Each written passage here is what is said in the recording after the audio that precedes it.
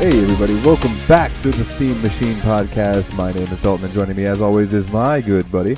This is Ryan. And this week, man, there's some cool stuff. There's some cool stuff coming out, but real quick, before we get to that, I would like to say that we were guests on Maelstrom Radio, and it was a blast. And if you missed it live on Twitch, they will be posting the podcast version here soon, and we will be sharing that on our social medias and such.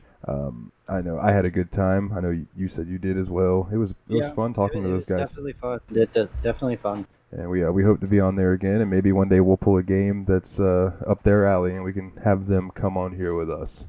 We'll have to do like a Fall Guys episode or something like that, and get them on there. Yeah, since we'll do like a Twitch episode for that one. Yeah, that would be cool. We added that to our list because of those guys. They pretty much sold it on us. I was sold on it to begin with because it just looks ridiculous. MXC, most extreme elimination challenge style gameplay. But yeah, them talking about it yesterday just like pushed it over the edge that I caved and bought it today. So. Oh yeah, dude. I don't blame you. I'm gonna get it too eventually, so we'll be able to play together. But for now, I'm going to play it while you're asleep. Yeah. So check out those guys, Maelstrom Radio. I think you could just search. I know I searched Maelstrom Radio on Twitter, Twitch. They come up. You'll see Twitter, them. Twitch, Facebook. I think they even have their own website, maelstromradio.com. Yeah. So. Yeah, pretty cool group, pretty cool guys. Appreciated them allowing us to come on there and talk about ourselves. It was awesome. Yeah, for sure. And we hope to, go on there again once we're a little further into the show. Maybe our opinions will have changed on what our shittiest game and greatest game has been. It will forever and always be Corpse Party Blood Drive and Tiny Bridge Rat Venture. Forever and always. It's going to be really hard to find a game worse than those. I loved that they knew, that Peter knew what Tiny Bridge was. I was like, yeah, dude, it's rough. That was impressive. I was convinced that maybe we were only like one of like 50,000 people in the entire world to know what that game is. But right, all right. So I know there's a few things that I would like to bring up, but you have more knowledge on it, so I'm going to let you go ahead and talk about it. So in the vein of video games, not only is there a new movie in the DC world coming out, but there's a new game. So hit us with it, Ryan. Yeah, the DC fandom just happened recently, and goddamn, if DC didn't win the internet, they probably should have. Like, all of the new releases and projects that they are working on coming out, all of them look amazing. The Justice League Snyder Cut teaser trailer that they dropped for the HBO Max streaming service, makes it look like a completely new movie, a completely different project from the fucking dumpster fire that got released in theaters. Whatever Whedon and Warner Brothers did to that movie, they didn't do it gently. They like whatever they did to that movie sucked. But the Snyder Cut version looks absolutely incredible. And then awesome. Going along with the Justice League, we got more info about the new Rocksteady game, the Suicide Squad. Kill the Justice League, I believe is what it's going to be titled. And just based off that title, sounds like it's going to be a tough gameplay. I mean, if you are playing as a group of villains hunting down the Justice League one by one, that sounds absolutely 100% a bad time. Like, that's not going to be fun. Yeah, that sounds rough. What else did they drop? They dropped the trailer for the newest game in the Arkham series, which is being worked on by WB Montreal. And that is going to be Gotham Knights. And they pretty much put a spoiler. They pretty much spoiled the game with this trailer release. Like, I'm sure they're going to have some stuff and elements to the game that are going to still be shocking to fans. Yeah. But in the trailer, when you start off saying that Bruce Wayne is dead, Batman is no more, kind of a big spoiler. Like, I mean, maybe that's might be just setting the tone for the game. Yeah, for sure. Because it looks like the playable characters are going to be Dick Grayson Nightwing, Jason Todd Red Hood, Batgirl, and Tim Drake Robin. And I mean, that's the Bat family. It's a solid Bat family. When you first sent me that thing, I didn't read the article or anything like that. I just saw that the caption for the article said Bruce Wayne is dead. And then I saw those 4 in there, and I was like, fuck yeah, this is going to be Battle for the Cowl. Like, you guys are going to be fighting against each other to see who's going to become the new Batman. But it looks like this gameplay is going to focus on the Bat family's control over Gotham with the Court of Owls, which is a brutal syndicate that they're like a shadow organization that the conspiracy theorists love to throw out there. They're essentially like the Illuminati. Oh, that's they cool. have their own like version of Batman, which is Talon, and he's going to be one hell of a fight for sure. This game is going to have online co-op mode, which is probably going to be really handy, especially for that Talon fight. Oh yeah. But I'm looking forward to that. And then they dropped the first teaser trailer for the Batman. Yeah. And This is I've must have watched this teaser probably about 40 times already because I just can't get enough of it. Like, it looks like it's going to be the Batman film to end all Batman films. Like, they haven't even finished production on 10% of this movie yet, and they gave us this trailer. Like, it's unreal how good it looks. Yeah, they're Any doing doubts I may have had for the casting, whether it is like Robert Pattinson as Batman, Colin Farrell as Penguin, Paul Dano as Riddler, have just been completely thrown out. Like, they're all going to destroy their roles. They're all going to own them in their own way. And this is going to be incredible. I believe Matt Reeves is directing it, and he has done what all of the other Batman movies should have done and gone a super dark, super gritty, almost noir-esque style with this film. And it's going to blow everything. It's going to blow everything away. Yeah, I mean, it's about time to me that Batman stopped trying to be so much of a superhero and they really started showing like more of like the detective, like trying to actually figure stuff out instead of trying to fight. That's what he is. He's the world's greatest detective. And I am so glad that they are skipping the origin story. They're stealing a page from the MCU with Spider-Man. Like, when he's introduced into the Marvel Cinematic Universe, he's already Spider-Man. Everyone knows the origin story. We've already seen it probably 3-4 times. We don't need to see it again. We already know it. Everyone knows it. Like, just they jump right into it. Like, he's year 2 Batman. He's a very, very young Batman, but he's already Batman. We don't need to see that origin story again. Yeah. And that's the direction that this, hopefully it's going to be more than one movie, is going to take. Like, yeah. Well, I'm excited for it. I haven't watched the trailer nearly as much as you, but I was like, wow. Yeah. I didn't know that was Colin Farrell until somebody told me. So. Yeah. No, he's pulled his best Gary Oldman impression and completely hid into the role of makeup. But like, me and the other DC fandom have watched this trailer enough that they've already deciphered the code that the Riddler left in the trailer on the greeting card for Batman with the encrypted symbols and shit. It's already been decoded. Like, we've already solved that riddle. It wasn't very hard. What's it say? But it says, oh god, what was the actual riddle? And it's like, what happens to a liar when they're dead? And the answer is like, he still lies because they're lying still, but they're still a liar. Like, that's what it was. It wasn't very climactic. It was super simple that it was cracked by somebody within like 2 hours of the release of the trailer. But it's impressive though that people hopped on it that quick. Yeah. I just can't wait for more footage. And in the same vein of that, I hope they don't give us more footage. Just that one trailer. That's all you get. Like, don't ruin any more aspect to the movie by giving us more trailers that show more shit. This trailer has pumped that hype level up 1,000%. They need to leave it at that and just ride it to release, and it's gonna blow. It's gonna blow box office records. It really is. I think so too, man. I think so too. Well, if there's nothing else that you have to say about the DC stuff. No, the fandom, they won the internet. Gold star for them. Yes, a gold covered star. So, well, that brings us to our game of the week this week, and Smooth Skins. That means it's Fallout 4.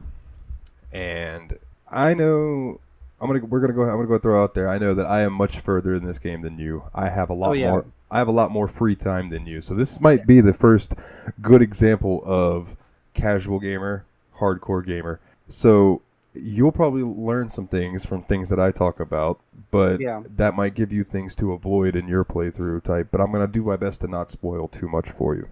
Yeah, this might be the first game too where you actually like roll credits and I don't, and we just and move that's on fine. to the next game.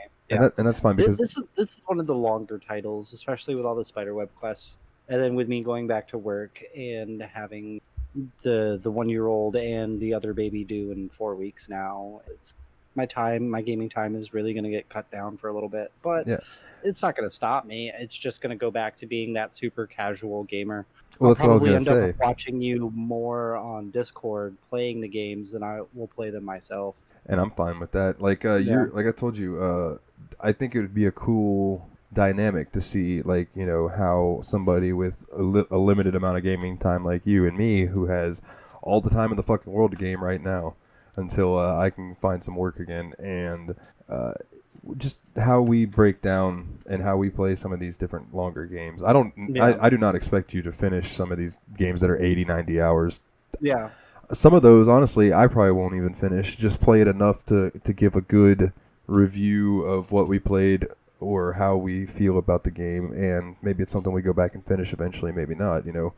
If we get a really good game that's, say, 60, 70 hours long, and we do 2 weeks of it worth of it, then maybe we'll have a little vote. Maybe we'll leave it on the list to finish at another point, or that'll be something like if we know we get a really long game, but you know both of us are going to enjoy like rolling credits on it.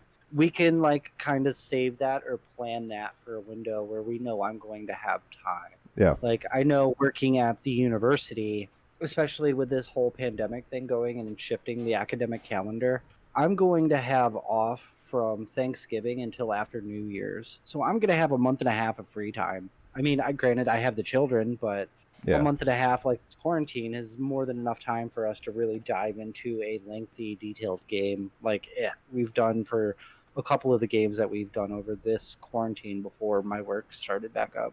Yeah, and that might be a good time for us to try to tackle another long one, like maybe Skyrim or Grand Theft Auto 5, something like that, you know, like one of the longer ones. For sure. We'll figure it out when we get there. But, so, with that being said, this first episode, I'm not going to dive too much into the story. I'm going to touch on the beginning of it. I just want to kind of talk about character creation, some of the mods that I'm using, because I am using mods. The only mod that I hooked you up with was the unofficial patches to make your game run smoother. Yeah. And the achievements mod. For anybody who wants those Steam achievements, but they also want to use mods, there is a mod out there called Achievements, and basically all it does is adds a file that allows your game to give you achievements even though you're using mods. Because even if you just want to use the unofficial patches mod, that still counts. You don't get any achievements when you're using it. So that fixes that. But anyways, Fallout 4 is a post-apocalyptic role-playing game developed by Bethesda Game Studios. Oh, I should say, I am now reading from Wikipedia. And published by Bethesda Softworks. It is the 5th major installment in the Fallout series, but the 8th overall. And was released on Microsoft Windows, PlayStation 4, and Xbox One on November 10th, 2015, except in Japan, where it was released on December 17th. Due to the need to censor some footage and references to atomic war while keeping the plot still intact. Because I guess in Japan, I mean, understandably so, they're a little sensitive to atomic war stuff. Yeah.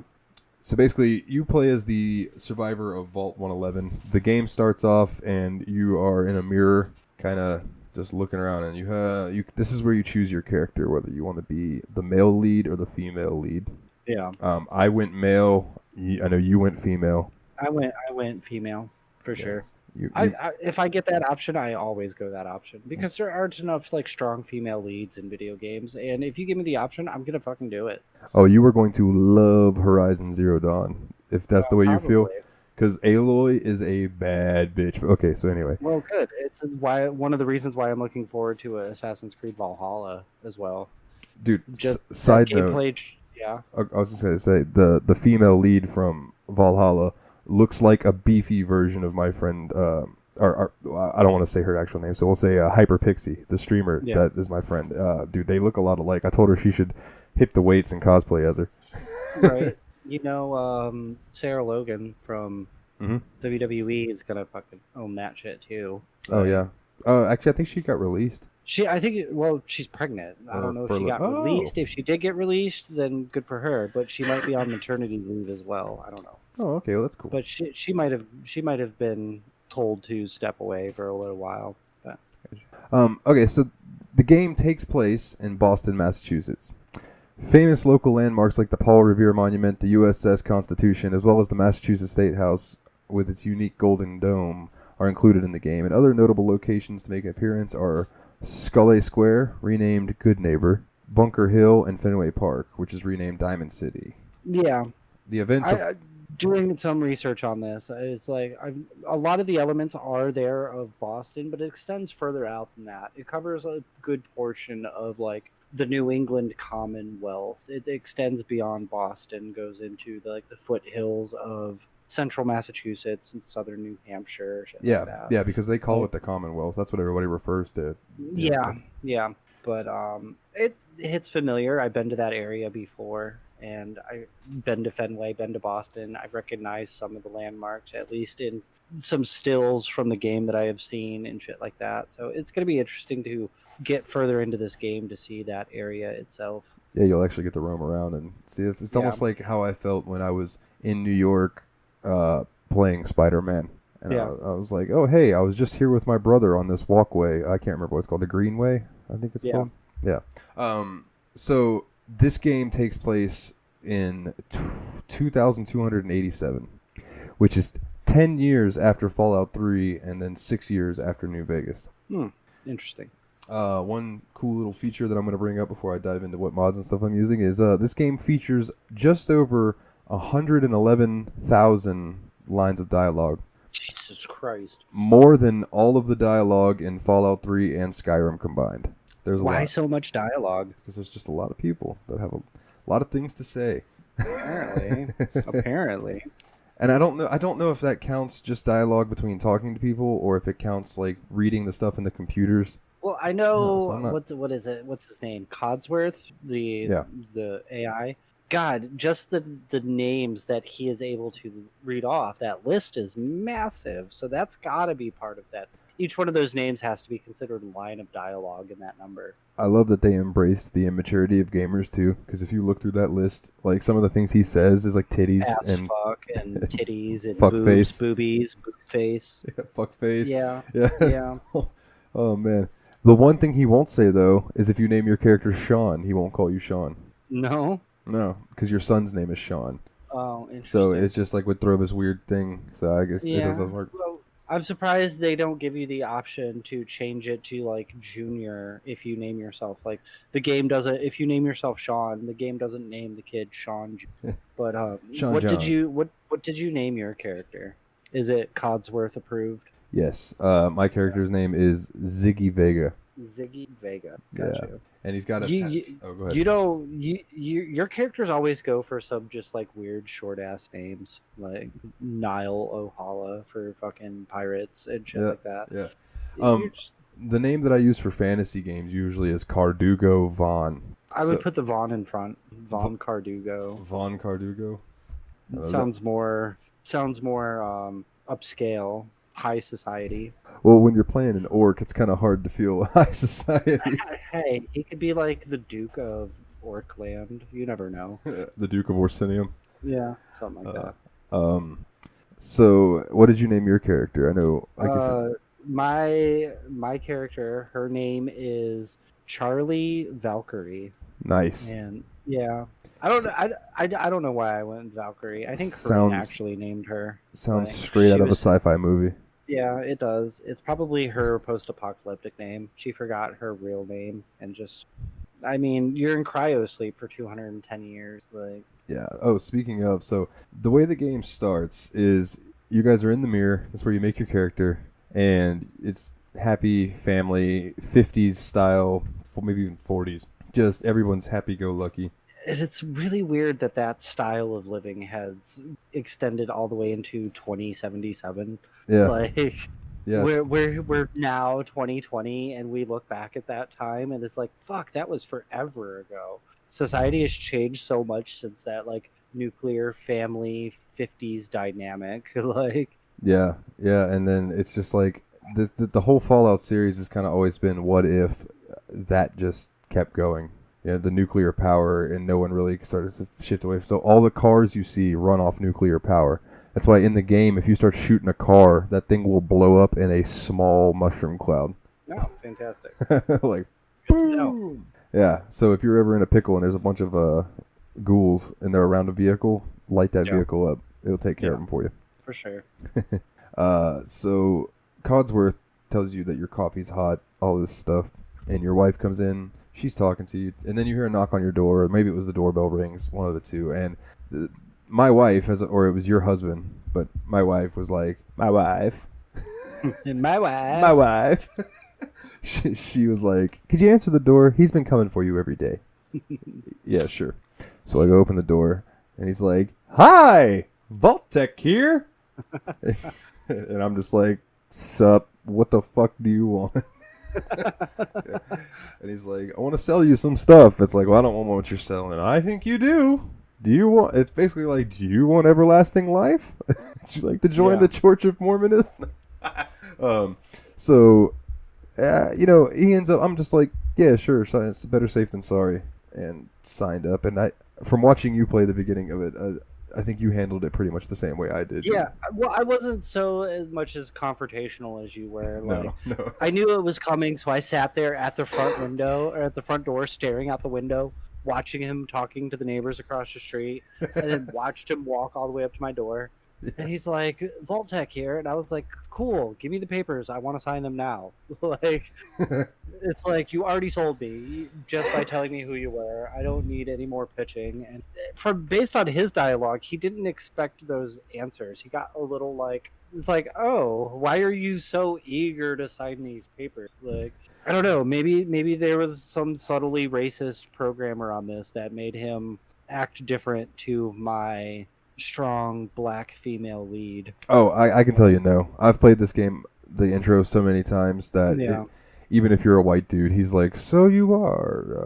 Gotcha. You are. So yeah. It's not like the dicks who made the South Park game where the difficulty's actually based on the color of your skin. No. But, dude, that's just South Park. That was the fractured button. No, that was the Stick of Truth. The Stick of Truth, yeah. The Stick of Truth. Fuck those guys. Like it's it's only because Cartman is guiding you through the thing. So I don't think it will actually be harder I think Cartman is not your friend as easily if you're a black kid. Because I know if you make your character black in that game and then you choose the job Jew, Cartman's like, oh, so I guess we're never gonna be friends then. It's like, oh my god. It's so fucked. It's like, it is, man. But that's the way I look. That's just South Park. Like, they push the envelope. That is what they do. Yeah, the next season, the 2020 season, is going to be epic. Amazing. They're both on our list. Both games. Are they? Fantastic. Stick of Truth and Fractured Butthole. Yeah. Fantastic. Okay, so back to it. Right after this dude talks to you, Codsworth is like, I'm a robot and I don't have emotions. This baby needs emotional care. I need one of you to come in here and to be a fucking parent because I changed his diaper, I fed him, and he's still crying. So I'm like, all right.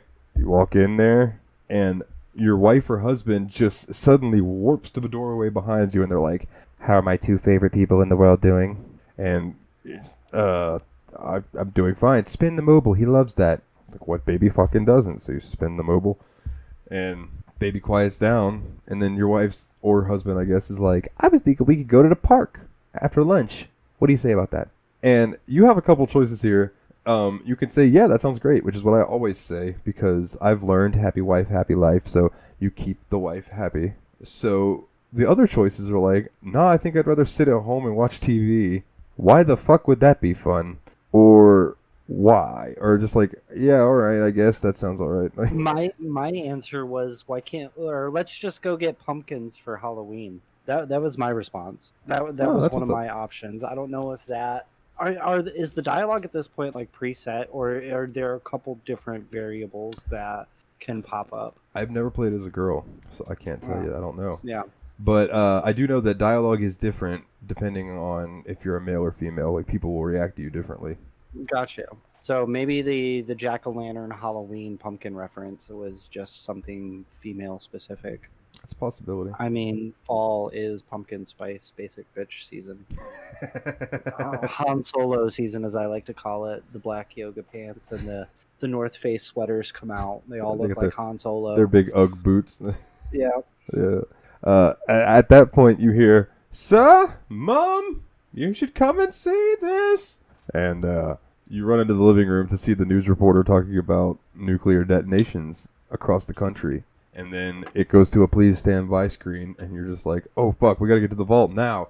And your significant other has the right of mind, unlike your character who just bolts out the door. Your significant other grabs the kid, and then comes barreling after you, and then you guys have to make your way to the vault. Now, here's where didn't I try to turn around?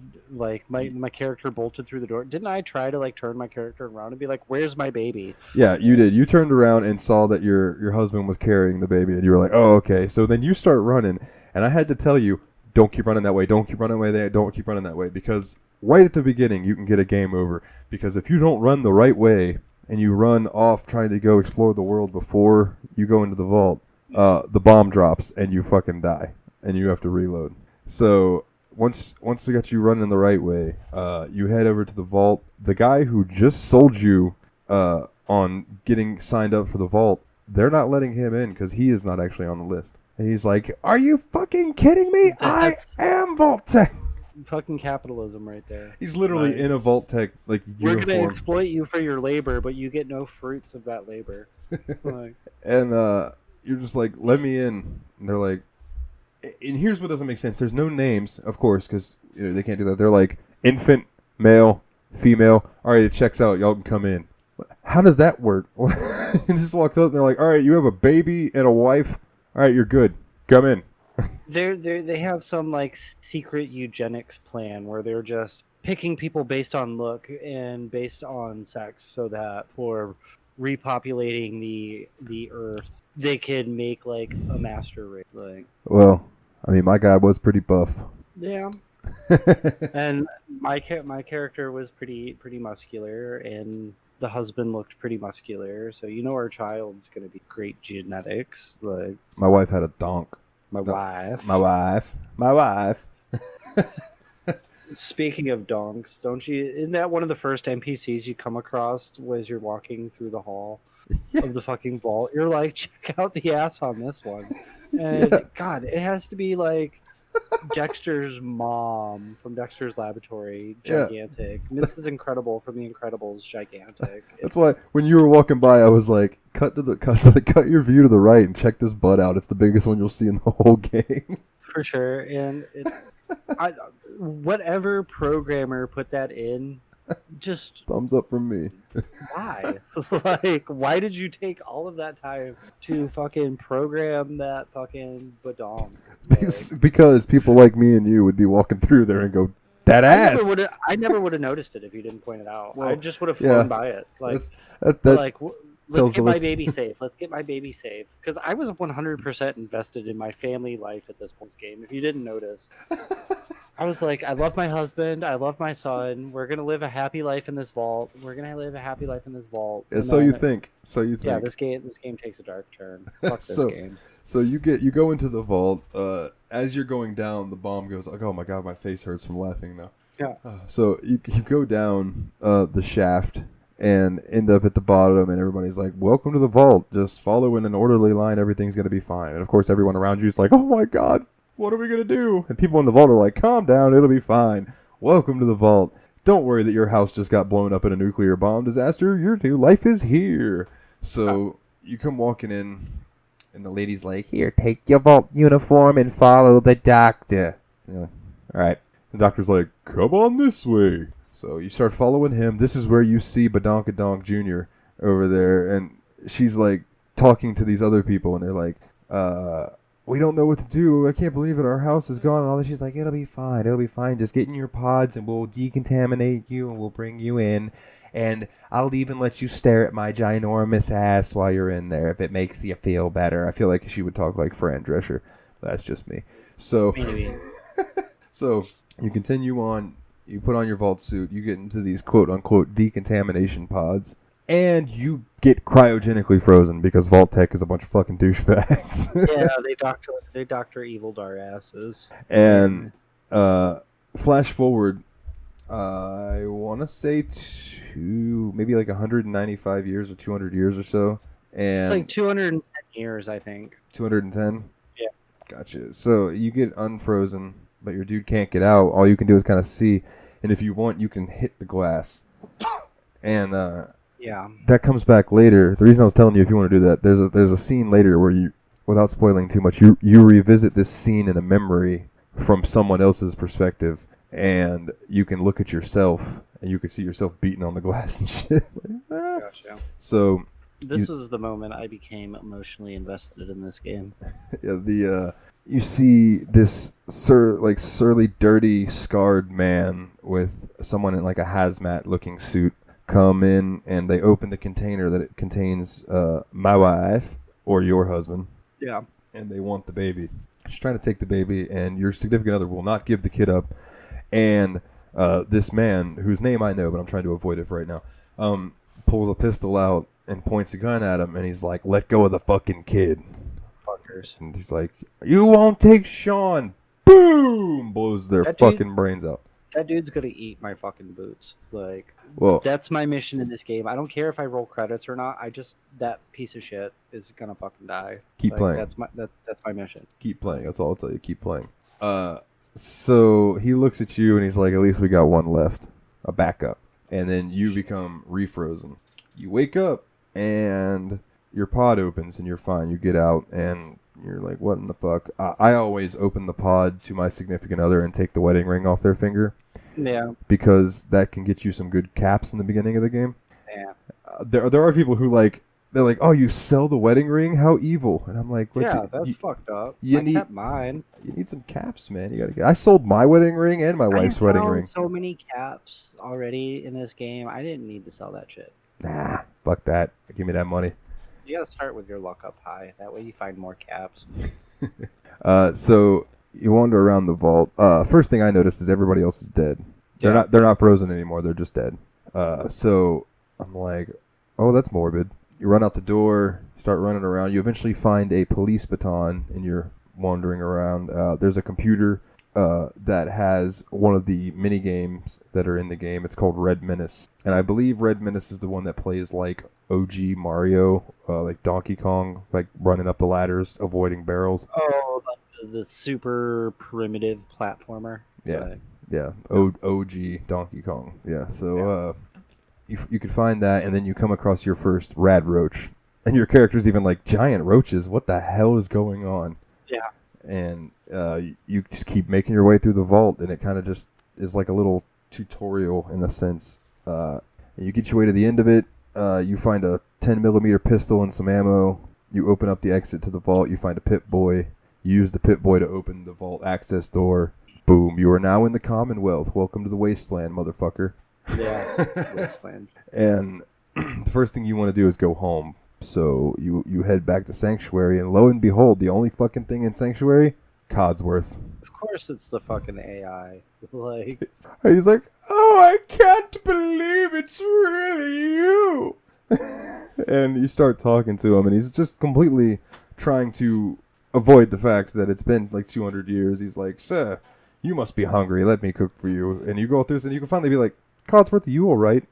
And he'll just break down. He's like, I tried to keep the floors buffed for the first 100 years, but do you know how hard it is to get nuclear waste out of linoleum? Yeah.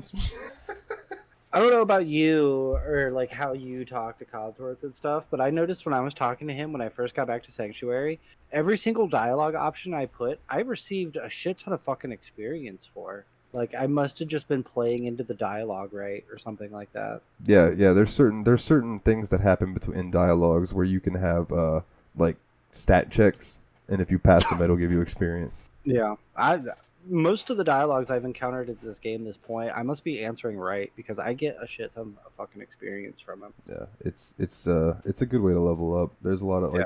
I don't know if you can do a fully passive playthrough of this, but I know some of the older Fallouts you could play the entire game and only have to kill maybe 2 or 3 people. That's what that's kind of what the plan was originally, but I've already killed too many people. Like I've gone too far. Yeah, it happens. It happens. Yeah. I'm very trigger happy in this game. It's like me in the Outer Worlds, but So that I was super trigger happy in that game, that playthrough. yeah, you This were. one, I was gonna try to go more passive. I was gonna try to just be like, yeah, I'm gonna help you out, but I'm not gonna help you out that way, sort of thing. But one of the very first missions doesn't like one of the very first like quests doesn't really give you an option. Like you have to fucking help them at that museum or whatever, and they're just surrounded by people. Yeah. And that mission right there was like, all right, fuck it, I can't do this passive playthrough. I'm just gonna have to total fucking Mad Max this shit. It's just gonna be you either kill or be killed. Yeah, absolutely, dude. Because this game is one of those games where you come running up on people, and it's kind of hard to tell if they're just somebody wandering the wasteland or if they're going to attack you. Yeah, for sure. So it's always good to be on guard. It's Yeah. always good to be on guard. Okay, so I don't know about you, but I already maxed out my sneak stat line, and I do nothing but crouch and hide my entire movement in this game so far at this point. yeah, getting sneak as early as possible is good. You'll be able to put more points in that as you get higher level. Like You can go past the 10 stars or whatever. No. I'm not talking about the agility thing. That's its own thing. But under the agility tree, there is a perk that makes your stealth better. And Cool. so I think the first one you can get at whatever level. The second one I think is like level 15. The third one's like level 20. You know what I mean? It goes like that. But maxing out agility is not a bad idea. I have perception, charisma, and luck maxed out. Nice. Just been putting in work, son. Yeah. So Cosworth is just like, after you talk to him, he asks you to go around and do a neighborhood check. So you just run around, kill some bugs that are in some houses, and then he's like, "Oh, I guess your family's not actually here." It's like, well, no shit. And he says that there are some people in Concord that have set up there that you might be able to talk to, and they can help you. So, all right. So you head to Concord, and there are raiders attacking. You take them out. Preston Garvey's up on the balcony. He's like, "Help us! There's raiders inside too. Please pick up that fucking laser musket and come in here and help." So I went in there, as I'm sure you did, killed all the fucking raiders. They let you in. They're like, "Hey, thanks. There's more of them. And I think the thing that'll save us, there's power armor up on the roof, but we need a power core. So you have to go down to the basement area and hack a terminal." And did you relatively easily figure out how to hack the terminal? No. No, it's. I don't remember having to hack a terminal, and like your gameplay sounds so much different from mine. I didn't like when I approached that museum. Garvey wasn't out on the balcony. I didn't come across any raiders in the town on my way through there. I got into the museum and cleared all of the raiders into the museum on my way up each floor. Then I ran into Garvey, and he's like, "Oh, by the way, we have this problem. It's outside." And then the mission bar has me go out to the balcony, and that's when Garvey comes out with me, and he starts yelling at the fucking raiders down on the ground. And then they're like, "Oh, by the way, there's a power armor and a minigun up on the roof. If you go get the power core from the basement, you can rip that minigun off the bird and rain fucking hell down upon these raiders." And that's what happened. Like, yeah. So when you go down there, you have. Well, I had to hack the terminal to get to the power core. So once you get that, you head up into the power armor up the stairs on the top of the building, and you put the power core in. You hop in it, rip the minigun off, and you go for it. And I just jumped down. I let Garvey handle the ones on the roof, and I jumped down and just mow down everybody that's down there. I jumped down and just mowed everyone at ground level too. And I think I used a bobby pin to pick that gate to the fucking power core. That's a possibility. I didn't try that, so you might be able to do that. I think it was like a novice level fucking lockpick. Every time I've tried to fucking hack a terminal, I fail. Like my my hacking stat is super low. So Mama Murphy kind of hints towards what's coming if you pay attention to her dialogue when you're going to head towards the power armor. She's like, "Be careful, kid. There's something coming, and it's angry." Yeah. Foreshadowing the fact that when you're out there fighting these raiders, out from the sewer busts a fucking Deathclaw. Yeah. That you have to then mow down with the minigun. Mm-hmm. And once you take care of that thing, you go back inside. Preston thanks you for helping out. And then you escort them back to Sanctuary. And that's where they set up camp. Yeah. How much further than that have you gotten? Not much further? I have gone to one other small settlement and have told them that I would clear them of their raider problems, but I haven't gotten any further than that. Okay. I mean, I've come across a couple of smaller buildings and some shit along the way. Like, I cleaned out the USAF Satellite Center Olivia, I think is what it's called.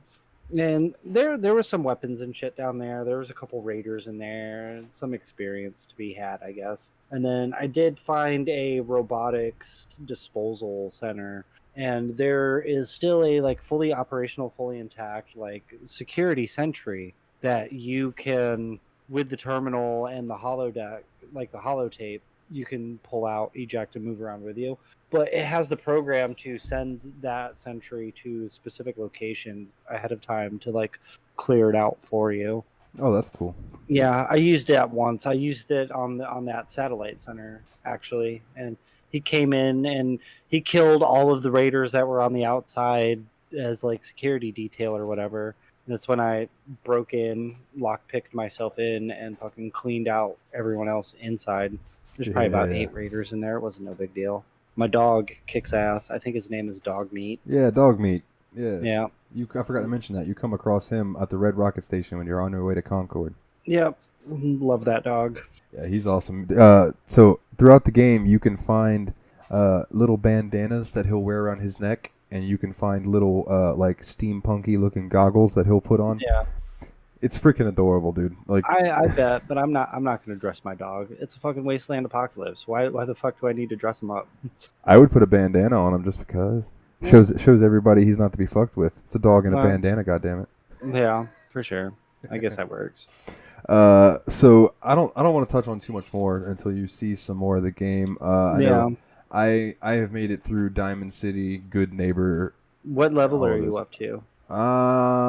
Think I'm level 19. Jesus Christ, yeah. I've got some catching up to do. I think I'm at level 5. Yeah. But like you touched at the beginning of the game, it's going to be hard for me to get some actual meaningful gameplay into this with me going back to work and having the kiddos.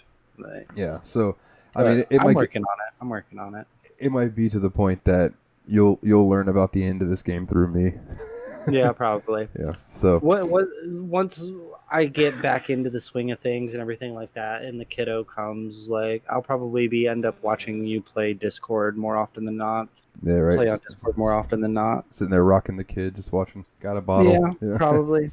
Well, then I'm going to shift talk over to some mods, and like we were saying earlier, I hooked you up with the unofficial patches and the achievements mod, which has got you all set. That's really all you need, in my opinion. Those are the only mods that are a necessity for Fallout 4. I don't know. This one mod that you showed me today seems like a necessity, but then again, we are wrestling fanatics. So I added a few different mods to my game just today. I'll talk about some other ones that I normally run, but these I added today just for funsies. One you didn't get to see because it wasn't nighttime. So I have a mod that every time I get experience, you hear Randy Savage's voice go, "Ooh yeah!" Nice. And I have not stopped laughing at it since I installed it. It makes me giggle. I wouldn't laugh either. It's like the Skyrim mod where every dragon is turned into Macho Man Randy Savage. So speaking of that, I also downloaded a mod that turns every Deathclaw into Randy Savage Claw. Oh, fuck yeah. Like, that's fantastic. I will have to get some screenshots of that. Whoever wrote those mods, kudos, you get a gold star. You win the internet for the day. I will give you a thumbs up and kudos on Nexus for your contributions. The cream always rises to the top. So I did another mod that replaces all paintings in the game with paintings of Randy Savage or Macho King or just Macho Man. You know, it's all of I it. need them all. I need them all. Can you take the paintings like off the wall and shit, add them to Um, your inventory? No, but I think that in settlement building you can place paintings and it would just place a random picture of Randy Savage. That's awesome. The mod that you did not get to see is called The Man on the Moon, and it's just the moon, but it's a picture of John Cena's face. Of course it is. God damn it. God damn it. So you All look right. up and it's John Cena. Da, da, da, da. Da, da, da, da. Of course it is. Oh man, I'm pulling up my Vortex right now to see what some of my other mods are. I know the one I was telling you about that I really like is called Sim Settlements, Yeah, you were telling me about that one. and it's like as long as That sounds like one I might kick on because I get the aspect of being able to build the settlements as part of the gameplay and shit, but I don't have the time for that, and I don't want to do that. And if there's a mod that's going to make all of the other like settlers and villagers do that for me, I'm all for it. Like, yeah, you guys build this shit up while I'm gone. Like, and you can actually set it to where you don't need to give them any materials and that they'll do everything on their own. Like right now I have it set to where I have to set where the plots are at and then they'll build stuff off the plots or they'll add to structures they've already started. But you can make it where they'll just do it by themselves. And yeah, I'll probably put that on because, like, if I had the more time and the dedication to actually do this game fully, I would be into it. I would probably put in the work to actually build these settlements. But at this point, it's like, fuck that. Like, I don't want to take my time to fucking scrounge for resources to fix this shithole up. Like, yeah, I know. When I was giving you the walkthrough of my sanctuary, you were like, "Hot damn, son." Yeah, and I was like, "Oh, well, yeah. Let me explain how I did this. I didn't build all of this. I built a lot of it, but I didn't build all of it." I was wondering. I was like, how the fuck did you build all that shit already? I was like, I can barely find the fucking resources as it is to make a fucking sleeping bag. How the fuck did you get all of these lights and the electricity and the fucking well and the water purifier and yeah, I'm probably gonna have to download that mod and put it on there so that they can fix up Sanctuary and shit while I'm gone, which will be all the time. A few other mods I'm running. Enhanced Light and FX. It just makes lighting a little better. Some stuff that makes your characters look a little better. I have a follower mod. It's the only follower mod I use. It's called Heather Kasdan. Yeah. And she is the only follower that I really use. She's a badass, dude. And she's a mod, so like her voice is done by somebody. It's not using things from her little thing she likes to say is fan-fucking-tastic. Yeah. Fan-fucking-tastic. That sounds very Boston-esque. Her goal is to kill Kellogg, which is the guy that you also want to kill yourself. Oh, well. And she wants to kill 50 Cent. Like, that's her first goal when you meet her. She has like this whole list, and you can end up romancing her at some point if you get your affinity high enough with her. Yeah. I know there's a few other the girls in the game, or I guess in your case it's going to be the dudes or girls, whichever you choose. I think it goes both ways. Yeah, I'll probably end up going both ways. Nothing wrong with that. I also have a lot of gun mods that just add like real life weapons into the game. Fair enough. Like the Scar, the RU-556. Yeah. The M9. I have a couple mods that add. So this is another game that has like a bajillion mods, like Skyrim, right? I can tell you the exact number if you give me one moment. Because Skyrim has so many. I can tell you right now how many all of them have. So Fallout on Nexus Mods has a total of 34,200 mods. Fuck, man. Skyrim Special Edition has 28,000 mods. Yeah. But people modded the original Skyrim more than they've modded Special Edition. So the original Skyrim has 64.3 thousand mods. I mean, hell, Fallout 3 has 15,000, Oblivion has 29,000, New Vegas has 22,000. Yeah. And then you look at games that aren't Bethesda games. The Witcher 3 has 3.9 thousand. Stardew Valley has 5,000. Dragon Age has almost 3,000. Yeah. Kingdom Come Deliverance has 865. It's like people mod the shit out of Bethesda games, dude. Yeah, for sure. It sounds like it. I mean, But even Morrowind has, and Morrowind's an old game. It even has 700 or 7,300. So, I mean, people really do whatever they want. But that's because with every game, when you buy it, it comes with the creation kit and all of that. It comes with everything you need to make mods. oh, It that's comes cool. with the game. So they encourage it almost. They have come out and said that they almost rely on their modding community to fix bugs that they would never think to look for. Oh, that's cool. So that's why they have always endorsed that people can use the unofficial patches and things like that. Yeah. Have you found any bobbleheads yet? No. No, none of the Yes. bobbleheads. Yes, I think so. Those Maybe are, one. I think those give you a bonus to whatever stat they are for whenever you find them, if I remember correctly. I didn't pick it up. I just looked at it and I was like, "Oh, cool," and bolted. Go back to the museum up on that desk and pick it up because eventually it'll come in handy. It'll come in handy with stats and stuff. Yeah. But I know we're closing in on an hour, and I don't want to touch on too much more until you get a little further into it. I think we've covered a good little bit at the beginning of the game, and next time, instead of trying to cover quests, I think I'm just going to delve into experiences, and I want to start that off right here. I'm going to end with an experience that I had earlier, that I sent to you so I could remember. So I was at I think it was called West Estate Heights or something like that, or Wesset Heights. It was some strange name, and there's a bunch of super mutants, so I'm just picking them off. I'm in third person view, and I'm just pop, pop, pop, pop, pop. My mod Scar with a silencer on the end, so I'm just going in there doing some work. Well, there is not only a legendary super mutant skirmisher, but there is also this one that has a name. I think it was Walter or something like that. I don't remember exactly what his name was, but he had a fucking rocket launcher. I was like, well, at this same time, I look up and see a Brotherhood of Steel ship coming overhead, so which you'll see all that eventually. And I'm like, oh, okay, so cool, they're coming in to help. I just happen to be in the right place at the right time.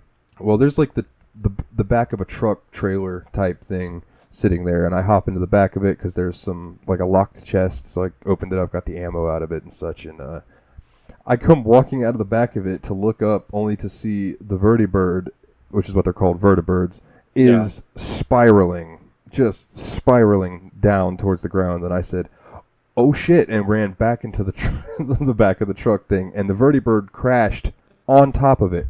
Boom! So outside of the walls, I could see flames coming through the textures and flames flying at the doorway. And I'm just crouched down in this thing holy shit. And it blows up, and then all the cars around the thing blow up. So it's these massive explosions.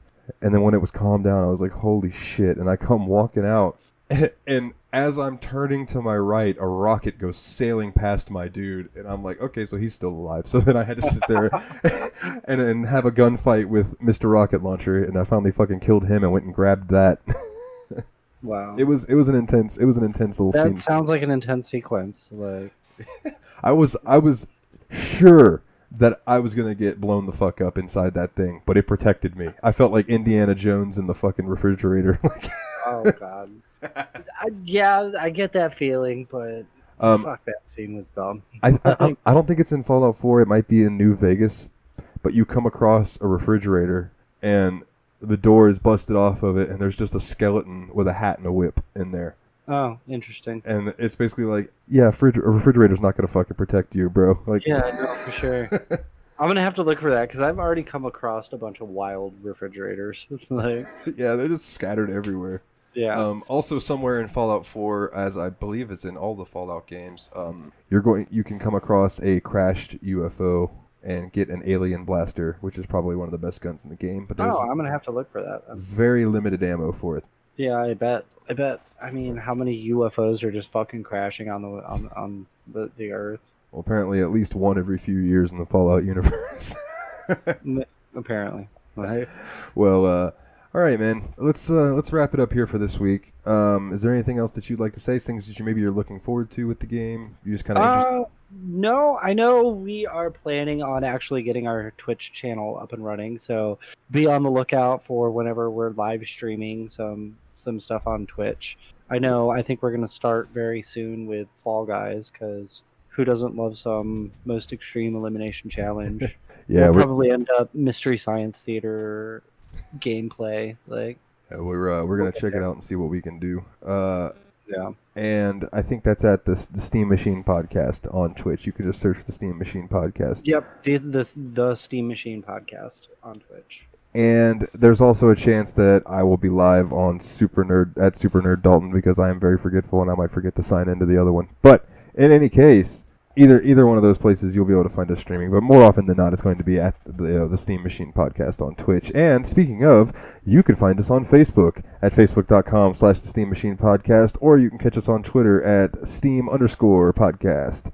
And other than that, man, if you could go to iTunes and leave us a 5-star review, that'd be rad. Yeah. We've gotten one, I think, which is more than I thought we would get at the start, so hooray. Hooray. So if we could get some more of those, it'd really help us out a lot with climbing up the massive wall that is all the video game podcasts in the world. Yeah. So with that note, we're going to leave all you smooth skins to get back out there into the wasteland and find some shit. Go raid the Commonwealth. Tell us what you find. And maybe we'll share your stories live on air. So, for this week, I'm Dalton, he's Ryan, and as always, guys, take it easy.